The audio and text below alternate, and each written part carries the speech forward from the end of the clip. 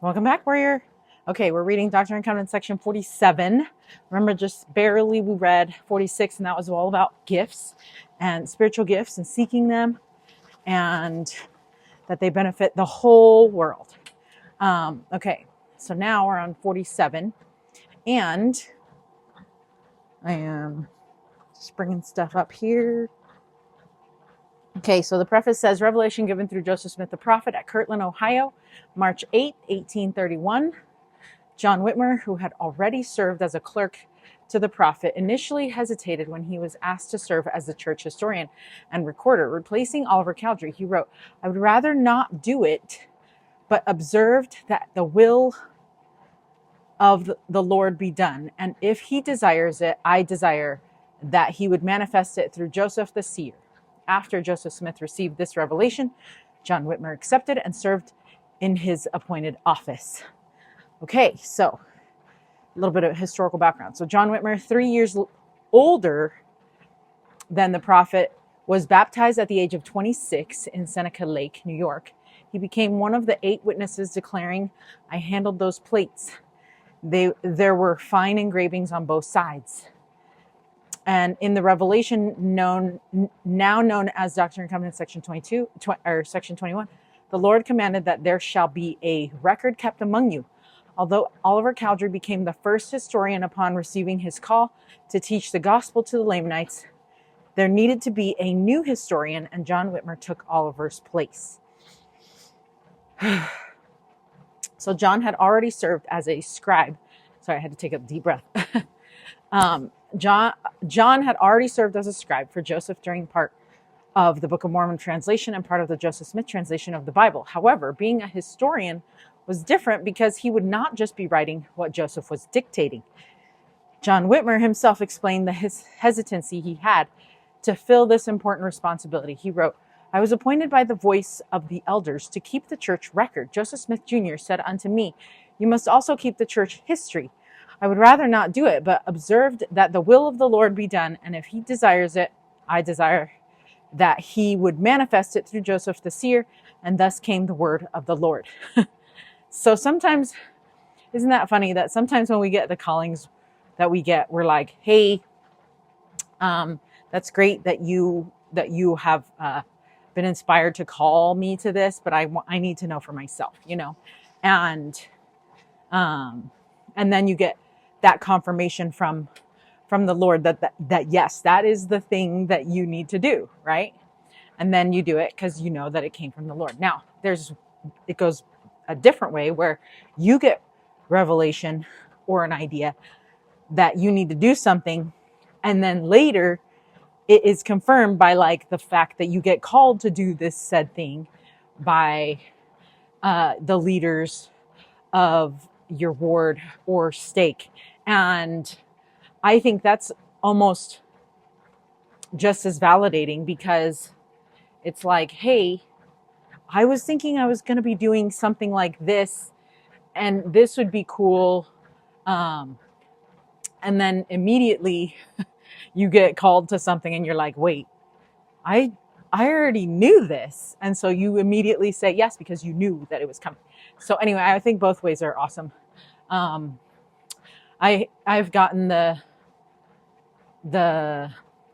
kind of revelation before where I'm like, if I become this president of this, I would need these sisters. And it's funny because it's like random thoughts, it's like random thoughts from Linda Winegar. And it's like, you stop in the middle of what you're doing and you're like, oh yeah, I would definitely need to use these sisters to help me in this calling if I ever got that calling, right? And then bam, you get called and you're like, oh, I already know the sisters that I need.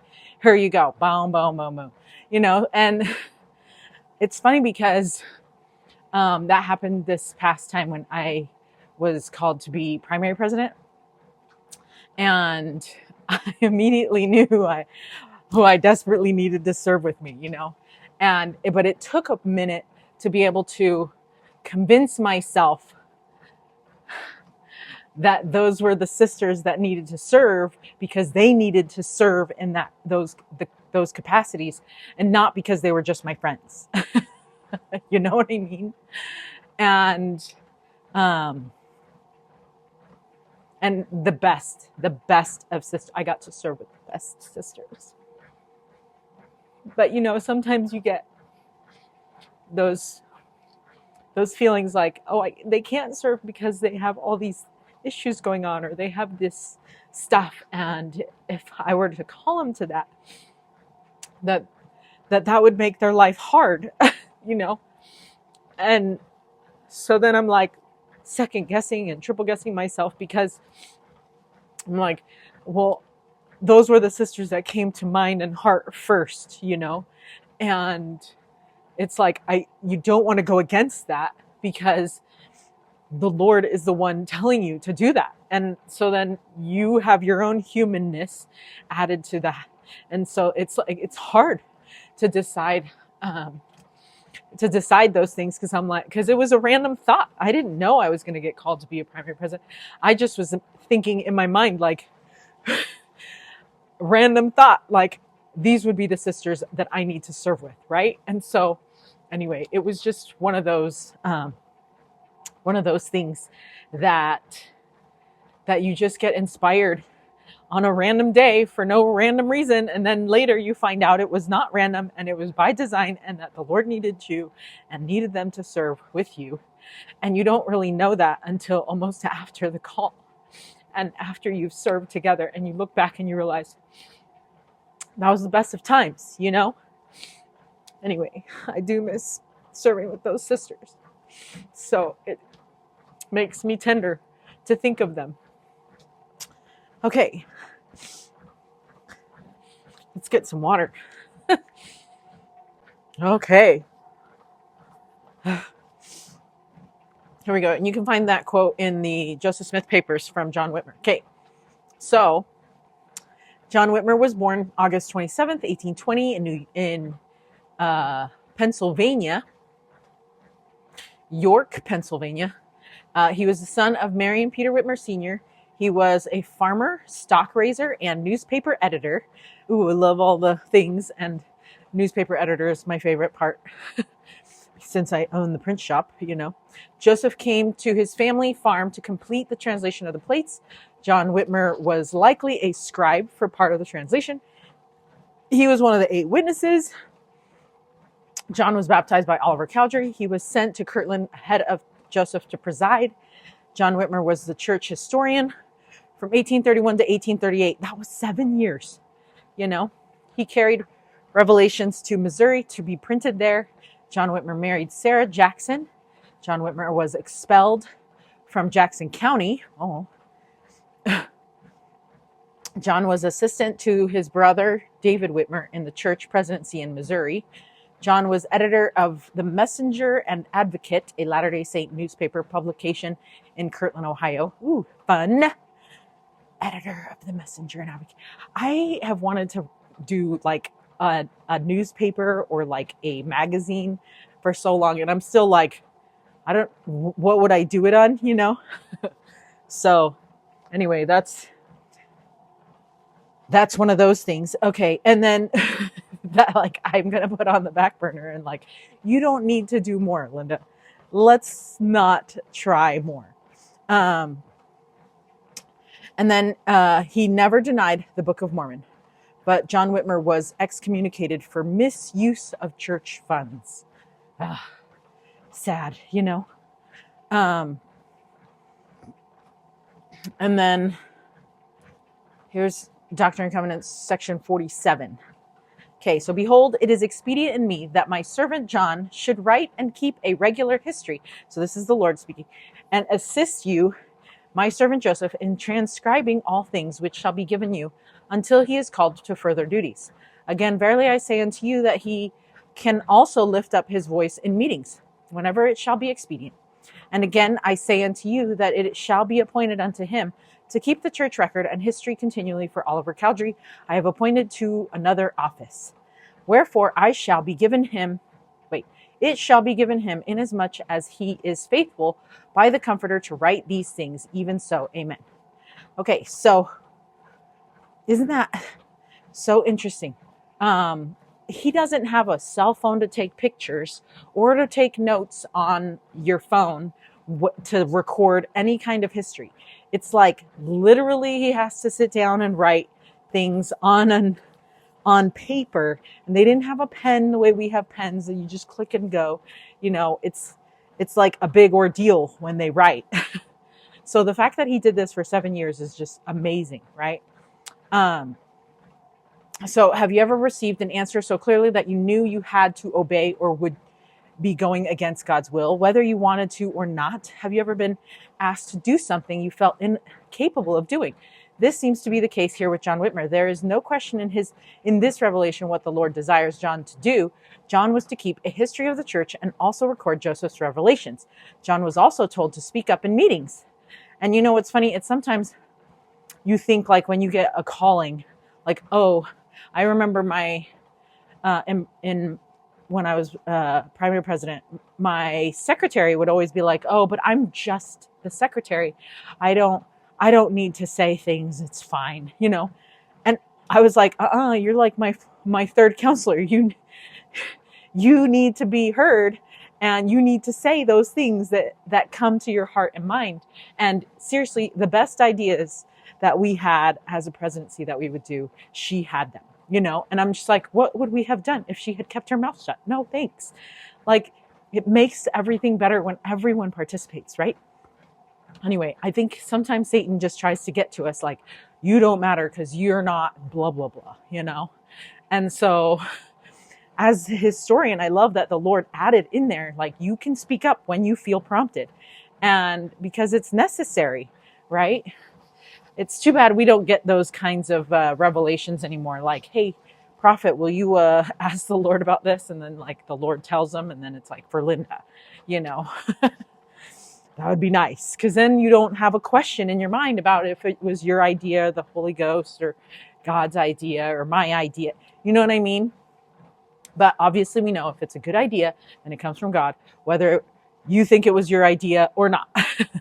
Anyway, John was the church historian beginning in the spring 1831 until 1838. Through John's record, though John's record is incredibly valuable, it is also considered by many to be incomplete. While doing the day-to-day recording, it seems that these early saints did not understand how valuable a detailed record of every event, decision, move, conference, etc. would be, both for them and for us. In fact, Joseph realized how valuable it would have been for him to have more detailed record. Joseph said, It is a fact. If I now had in my possession every decision which had been had upon important items of doctrine and duties since the commencement of this work, I would not part with them for any sum of money. But we have neglected to take minutes of such things, thinking perhaps that they would never benefit us afterwards, right? Who does that come from? Which, if we had them now, would decide almost every point of doctrine which might be agitated. But this has been neglected, and now we cannot bear record to the church and to the world of the great and glorious manifestations which have been made to us with that degree of power and authority we otherwise could, if we now had these things to publish abroad, end quote. And holy smokes. And you think like that they didn't keep a record. There's so many records that they kept, like you can't even begin to try and read all of it and feel like you've caught up, right?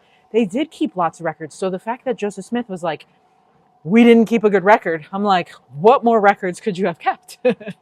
Right? Like I have not read all of them. I have not even caught up. I'm reading this Joseph Smith, this book about Joseph Smith, and it's all about like things that he said, other people said, they said, she said, that, like everybody's things are weaved into this whole Joseph Smith book. And I'm like, there is so much, I can't even contain like 10th of it, and he says this, and I'm like, okay, there's more than, wow, like it just blows your mind, but at the same time, you forgive them, because it's like, they didn't know. Also, they're guys. These are men. You needed to call a sister to be a historian. Hello, social media. We would have been posting and toasting all about everything. Oh, Prophet just tied his shoe. Looks like he does the bunny ears and goes around. So now everybody can do it. like we would have been all over that. Like every move, everything, every detail, we would have totally been doing every single one of those things. But, these were men, these are guys. I try to tell my husband, hey, can you send me a picture of you at work so I could post it on your social media channel so that we can, keep people with the biz top of mind, with your biz. It's like, you're going to benefit from this. And he still like forgets, right? I'm like, okay, I need videos like this. And it's still not happening. You know what I mean? It's like this is how I want you to record yourself.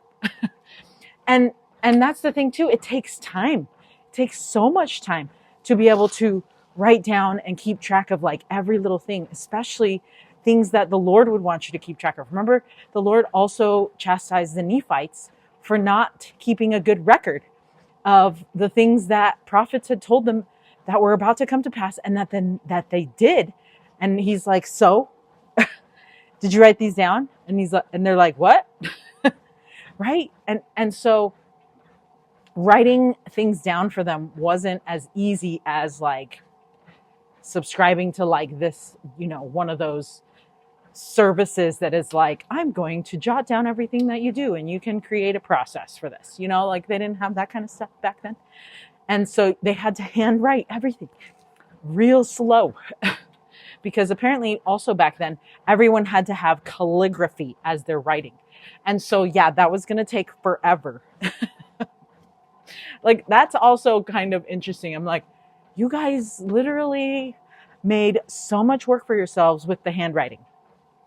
Like my dad, he is so good at calligraphy. I'm like, where did you learn this? And why are you writing to me like this? I can't even read it. I don't know what it says. And and if you have done any kind of family history work or looked at records from the past, like where ships were coming over and you look at the manifest, you're just like, these people are writing super fancy cursive. I don't even understand what they're writing. And I'm sure that they all thought they had gorgeous handwriting. Everyone, every single one of them, But like, to me, I'm like, how long did this take you to write? Right? So if they needed to write every detail and needed to make it fancy, it wasn't happening, So, I mean, I still don't know how to do calligraphy and I've taken like a couple classes, So anyway, it's still mind blowing, I think. But John Whitmer and W.W. Phelps were excommunicated for misuse of the church funds in Missouri. So that's sad. At that time, John recorded the following in his history. Some temporal movements have not proved satisfactory to all parties and has also terminated in the expulsion of many members, among whom is W.W. Phelps and myself. Oh, he wrote, therefore, I close the history of the Church of Latter-day Saints, hoping that I may be forgiven of my faults and my sins be blotted out, and in the last day be saved in the kingdom of God, notwithstanding my present situation, which I hope will soon be bettered, and I find favor in the eyes of God, all men and his saints. Farewell, March 1838. End quote. Oh, doesn't that make you feel sad for him? John Whitmer history. So, like, first of all, the fact that he even wrote that makes it really, really sad. It makes you want to like reopen the case and like get all the details out and see if really it was. But they didn't keep that much records of all that stuff apparently. And so how are they supposed to know, right? So, he said temporal movements have not proved satisfactory to all parties. So they needed to get excommunicated. Sad, right? Like, feels like he was doing the best that he could. And I'm not trying to say like that he's innocent or anything like that. Like whatever, like it's totally whatever. But I love his heart here. Just shows that he knows that other people think that he is in the wrong And instead of trying to be super defensive about it, and instead of trying to be all cocky about it and prideful, he sounds really humble and like, hopefully it all works out in the end kind of attitude. And seems like, he's very repentant, he hopes he's going to be forgiven of all his faults. And so, this sounds like a really healthy man. And so I feel like it really must have just been some like misunderstanding of certain things, maybe on his part, maybe on other people's parts, right? But it does sound like he wasn't trying to do anything malicious, And from what I can understand about the situation from people here is like, he didn't need all the money and stuff like that. You know what I mean? Like but like they were all kind of poor at the same time. So like, I don't, it just seemed like he just wanted to do what was right in the eyes of God. And so I don't know. Sometimes that happens, where you're like, oh, my bad. And if it has anything to do with money and funds, like I'm the worst with numbers. And so most likely that would happen to me, And so it's like, I can't even multiply in my head. So like, let alone like being able to be responsible for funds or, anything like that. So hopefully it does get all worked out. And I'm not one to judge him at all, but I love that they pointed that he wrote this and that we have record of it, because it just shows me that this is not a man who's trying to hide his faults. He's not trying to deceive. He's not gaslighting anyone, and he's not like, you know what I mean? Like, it just sounds like he's just like real, like a good guy. Like, it just sounds like he's a good guy. So,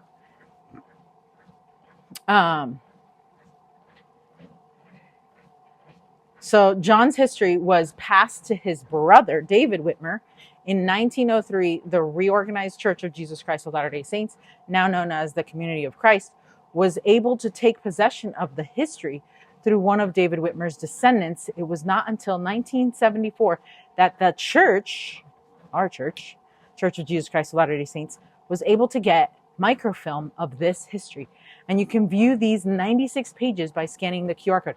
Oh, okay. So I doubt I can have you scan a QR code, but it's found on josephsmithpapers.org and just John Whitmer's history. So that's neat. Okay, I was going to show it to you, but I remembered that the whole reverse thing. So one of the greatest journal keepers was President Spencer W. Kimball. Note the counsel he gave to members of the church regarding keeping a record. People often use the excuse that their lives are uneventful and nobody would be interested in what they have done. But I promise you that if you will keep your journals and records, they will indeed be a source of great inspiration to your families, to your children, your grandchildren, and others. And through generations, each of us is important to those who are near and dear to us. And as our posterity read of our life's experiences, they too will come to know and love us. And in that glorious day, when our families are together in the eternities, we will already be acquainted. End quote. President Spencer W. Kimball. President Kimball speaks out on personal journals, Ensign, December 1980. That is super cool. So yes, let's keep a journal.